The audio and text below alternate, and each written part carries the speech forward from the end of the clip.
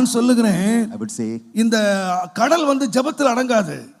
the sea cannot become calm because of your தீர்க்கதரிசியில் அடங்காது. not because of prophet, காணிக்கையில் அடங்காது. not because of your பொருத்தனையில் அடங்காது. not because of anything else. நீங்க என்ன முயற்சி பண்ணாலும் அடங்காது. Whatever you take, it will not stop. அடங்க வேண்டுமானால் That has got to become calm.